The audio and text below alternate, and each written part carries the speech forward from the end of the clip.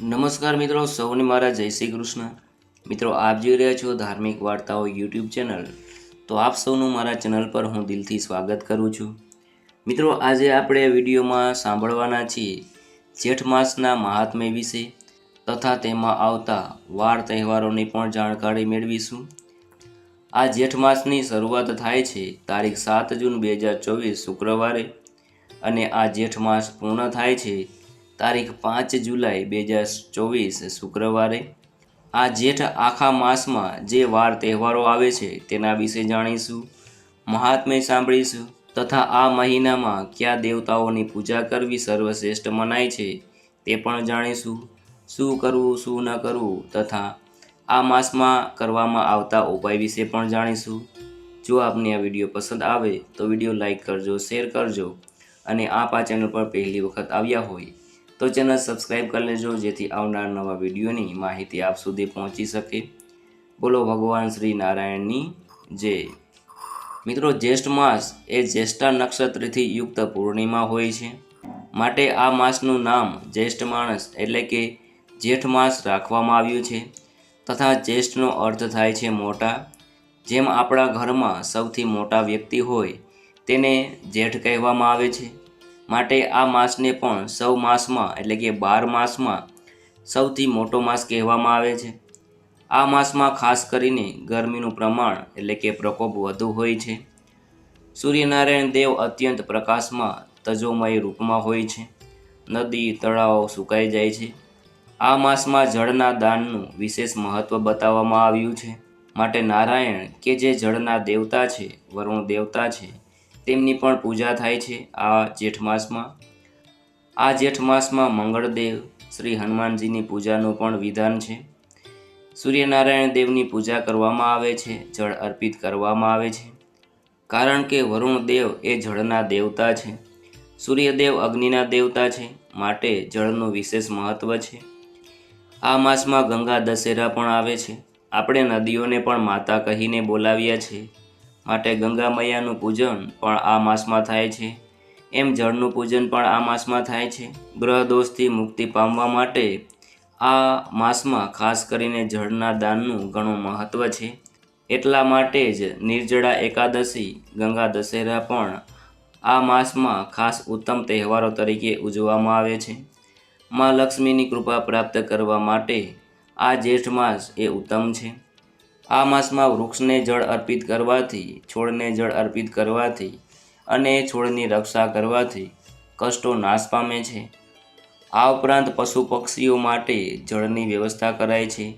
કહેવાય છે કે જેઠ માસમાં જે જળનું દાન કરે છે તેને અકાલ મૃત્યુનો ભય સતાવતો નથી તથા દરેક પાપોમાંથી મુક્તિ મળે છે. અંતે સ્વર્ગલોકની પ્રાપ્તિ થાય છે. આ જેઠ માસમાં ભગવાન નારાયણનું પૂજન થાય છે, ભગવાન શ્રી કૃષ્ણની પૂજા થાય છે તથા ભગવાન નારાયણનું ત્રિવિક્રમ સ્વરૂપ કે જે ભગવાન વામનદેવનું સ્વરૂપ મનાય છે તેઓની પણ પૂજા થાય છે. તેમનો એક પગ ધરતી, આકાશ અને પાતાળને માપે છે. તે સ્વરૂપ જે છે તે નારાયણનું છે, તેથી તેમની પણ પૂજા કરવામાં આવે છે. મહાભારતના અનુશાસન પર્વમાં જેઠ માસ વિશે ઉલ્લેખ છે કે જેઠ મહિનામાં જે મનુષ્ય એક સમય ભોજન કરે તે ધનવાન થાય છે, ઐશ્વર્યની પ્રાપ્તિ કરી શકે છે. એવો મહિમા છે આ જેઠ માસનો.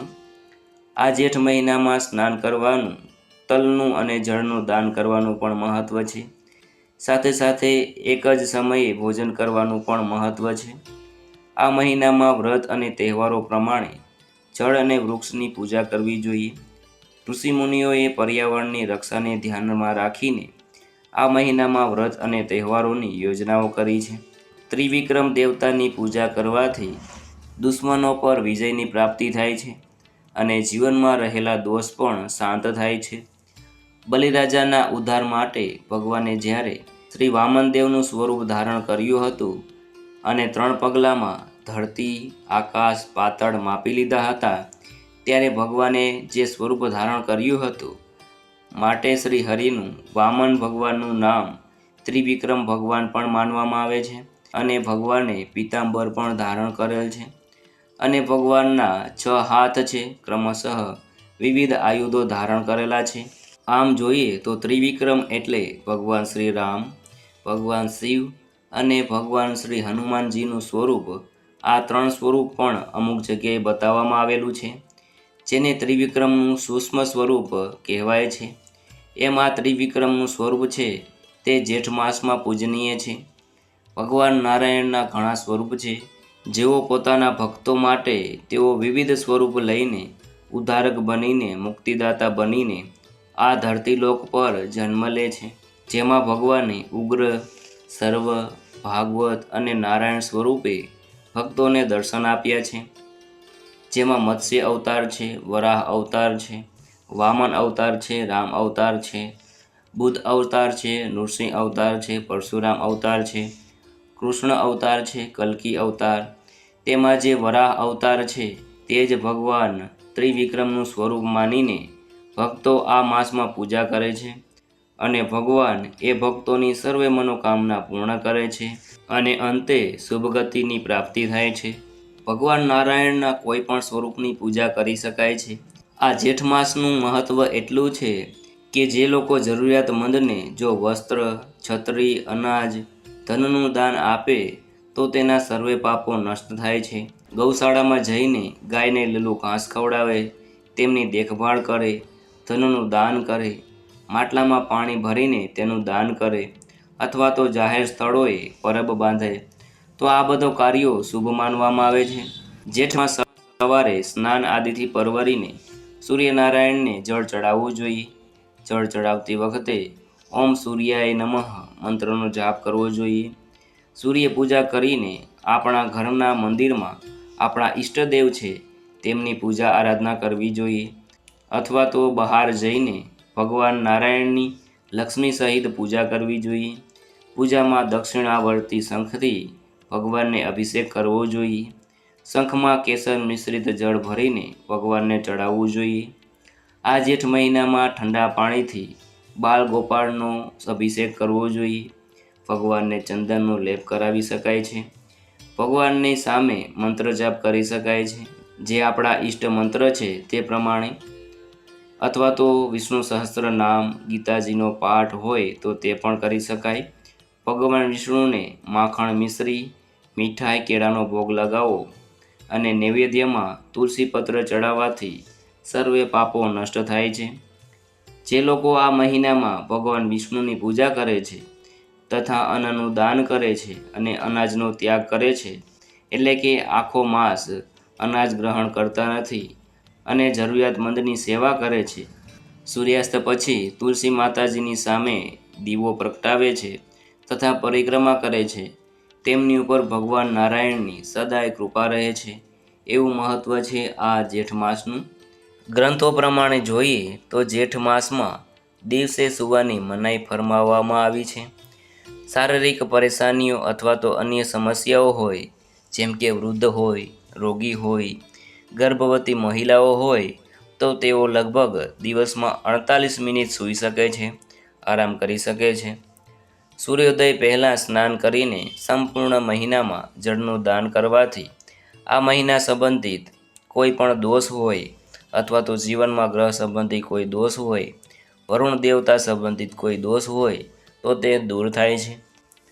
આ મહિનામાં જળનો બગાડ ન કરવો જોઈએ, નહીંતર કહેવાય છે કે વરુણ દેવતા નારાજ થઈ જાય છે, જળ સંબંધિત રોગ ઉત્પન્ન થાય છે. આ મહિનામાં એટલે કે જેઠ માસમાં રીંગણા ન ખાવા જોઈએ.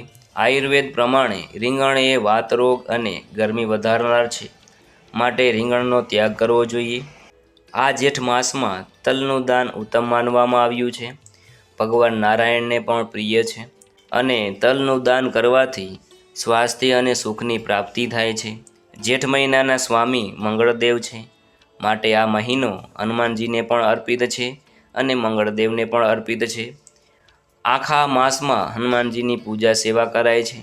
મંગળ સંબંધી કોઈ પણ સમસ્યા હોય અથવા તો માંગલિક જે લોકો છે, જે ભાઈ બહેનોમાં માંગલિક હોય, તેઓ પણ આ મહિનામાં હનુમાનજીની કે મંગળ દેવતાની પૂજા કરીને પરેશાનીમાંથી મુક્તિ પ્રાપ્ત કરી શકે છે.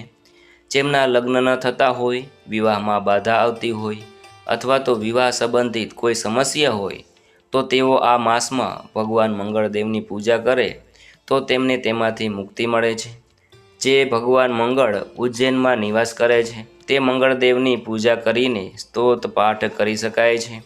ઋણ અને મુક્તેશ્વર સ્ત્રોતનો પાઠ કરી શકાય છે, સાંભળી શકાય છે. હનુમાન ચાલીસાનો પાઠ, સુંદરકાંડનો પાઠ, હનુમાન બાહુકનો પાઠ એ કરી શકાય છે, સાંભળી શકાય છે. આમ કરવાથી પણ મંગળ સંબંધિત કોઈ પણ સમસ્યાઓ હશે તો તે શાંત થશે.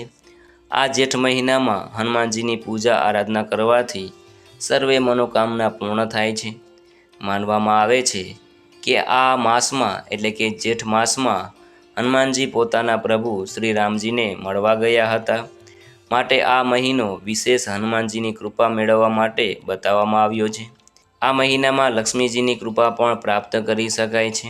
જીવન સુખમય અને આનંદિત થઈ જાય છે. આ જેઠ મહિનામાં માતા મહાલક્ષ્મીની કૃપા પ્રાપ્ત કરવા નિત્ય માતા લક્ષ્મીની કેસરી યંત્રની પૂજા આપણા ઘરના મંદિરમાં કરવી જોઈએ, અથવા તો શુક્રવારનું વ્રત પણ રાખી શકાય. આમ કરવાથી માતા મહાલક્ષ્મીની કૃપા પ્રાપ્ત થાય છે. જીવનશૈલીમાં અનુશાસ્ત્રિક રહેવાથી અને ઘરમાં ચોખ્ખાઈ રાખવાથી માતા મહાલક્ષ્મીની કૃપા પ્રાપ્ત થાય છે. માતા પિતા તથા પિતૃઓના આશીર્વાદ પ્રાપ્ત કરવા માટે પણ આ માસ ઘણો શ્રેષ્ઠ છે. સકારાત્મક ઉર્જાનો વિકાસ થાય છે. વ્યક્તિનું મન પ્રસન્ન રહે છે અને વ્યક્તિઓ આખો દિવસ એક્ટિવ રહે છે. જો સવારથી જ દિનચર્યામાં એક સતીક હોય તો જેઠ મહિનામાં ખૂબ જ ગરમી પડે છે અને હવામાં પણ જીવજંતુઓને જે પાણીની કમી હોય છે તે મહેસૂસ થાય છે. માટે બની શકે તો પશુ પક્ષીઓ માટે પાણીની વ્યવસ્થા અવશ્ય કરવી જોઈએ. આ માસમાં બહાર અથવા તો અગાસી ઉપર, ગેલેરીમાં જ્યાં પણ યોગ્ય જગ્યા હોય ત્યાં પશુ પક્ષીઓ માટે પાણીની વ્યવસ્થા અવશ્ય કરવી જોઈએ. આમ કરવાથી ગ્રહ દોષ સમાપ્ત થાય છે. જે લોકોની કુંડળીમાં બુધ અને શનિ ખરાબ છે અથવા તો અશુભ ફળ આપે છે તેઓ જેઠ માસમાં આ કાર્ય કરે એટલે કે પક્ષીઓની સેવા કરે, પશુઓની સેવા કરે તો તેને તેમાંથી અવશ્ય મુક્તિ મળે છે. આ ઉપરાંત ધાર્મિક દ્રષ્ટિએ પણ આ જેઠ માસ ઉત્તમ છે.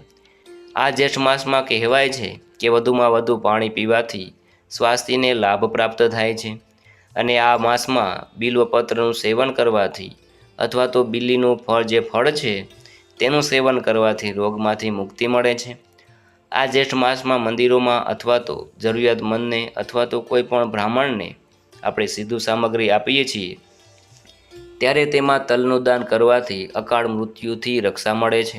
તો આખા જેઠ માસમાં ધાર્મિક દ્રષ્ટિએ જોઈએ તો તલનું દાન ઉત્તમ ગણાય છે. આ જેઠ માસમાં ખાસ કાર્ય એ છે કે ભગવાન નારાયણનું લક્ષ્મી સહિત પૂજા કરીએ. સાથે સાથે ભગવાન મહાદેવની પૂજા આરાધના કરવાથી સર્વે કષ્ટો મટે છે.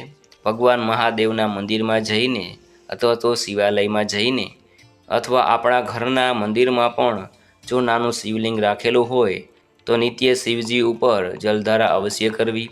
આમ કરવાથી પણ શાંતિ પ્રાપ્ત થશે. ચંદ્ર સંબંધી કોઈ સમસ્યા હોય તો તે દૂર થશે. આ ઉપરાંત શિવજીનો મહામંત્ર જપ કરી શકાય છે. મૃત્યુંજય મંત્ર ઓમ રામ રામાય નમઃ અને હનુમાનજીનો મંત્ર છે તાય નમઃ. આ મંત્રનો જાપ કરી શકાય છે. માતા દેવી દુર્ગાને પ્રસન્ન કરવા, કુળદેવીની કૃપા પ્રાપ્ત કરવા માટે ઓમ ધૂમ દુર્ગાય નમઃ મંત્રનો જાપ કરી શકાય છે. નિત્ય એક માળા પણ જપી શકાય છે, જેવી જેની શ્રદ્ધા ભક્તિ હોય એ પ્રમાણે.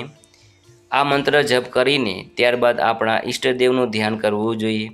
આંખ બંધ કરીને પોતાનું ધ્યાન બંને બ્રહ્મણોની વચ્ચે આગના ચક્ર ઉપર રાખવું જોઈએ. ધ્યાન કરતી સમયે મનને અહીં કંઈ ભટકવા દેવું જોઈએ નહીં. આમ કરવાથી પણ જીવનમાં એકાગ્રતા વધે છે અને મન એ નિર્મળ થાય છે. આ જેઠ મહિનામાં બની શકે તો કોઈ પણ એક તીર્થની યાત્રા અવશ્ય કરવી જોઈએ. ગરમીના દિવસોમાં ઉત્તરાખંડમાં 4 ધામની યાત્રાઓ ભક્તો કરે છે. કેદારનાથ, બદ્રીનાથ, ગંગોત્રી, યમનોત્રીની યાત્રા.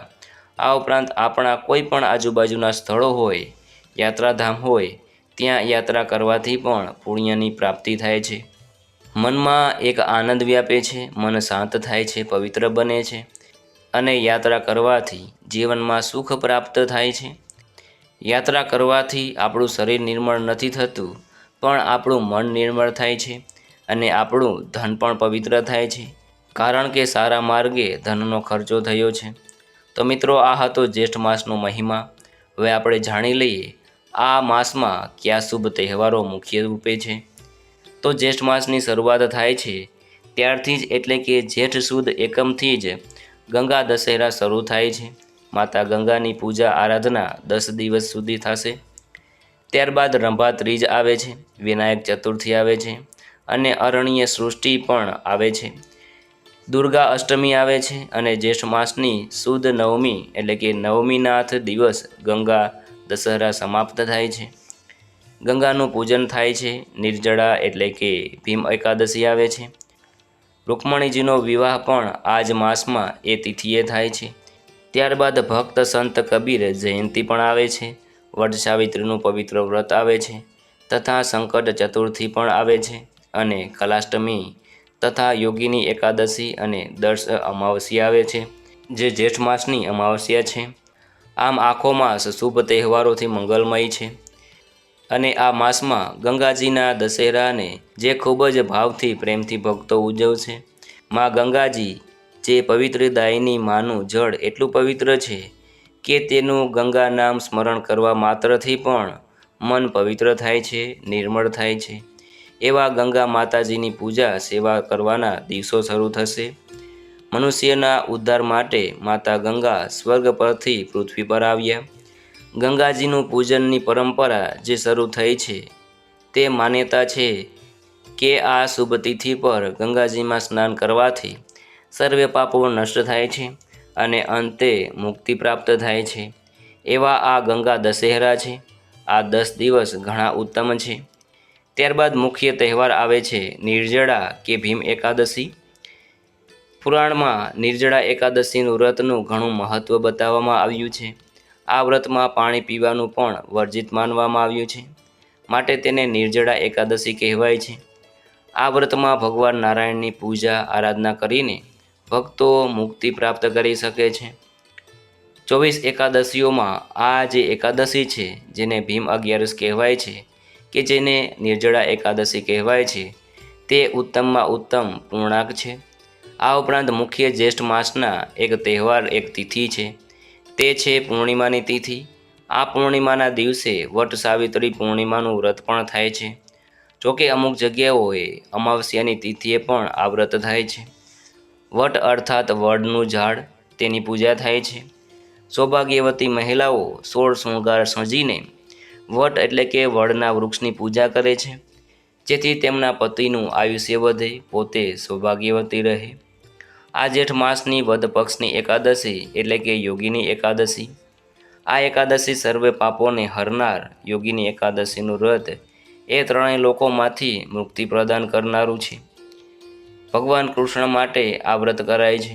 ભગવાન નારાયણને પ્રિય એવું આ યોગીની એકાદશીનું વ્રત કરવાથી 88,000 બ્રાહ્મણોને ભોજન કર્યા બરાબરનું પુણ્ય પ્રાપ્ત થાય છે।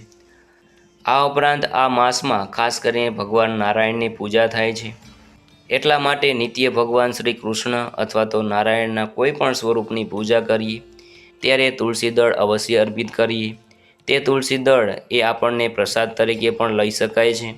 આ ઉપરાંત પિતૃદેવતાની પ્રસન્નતા માટે આ માસ ખાસ છે, કારણ કે આ માસમાં જળનું દાન કરવાનું છે। વરુણ દેવતાનો આ માસ છે, જે આપણે પિતૃદેવતાઓને જળ એટલા માટે જ અર્પિત કરીએ છીએ કારણ કે પિતૃદેવતા અને વરુણ દેવતા સૂર્ય દેવતાનો સીધો સંબંધ છે। જળ જ જીવન છે।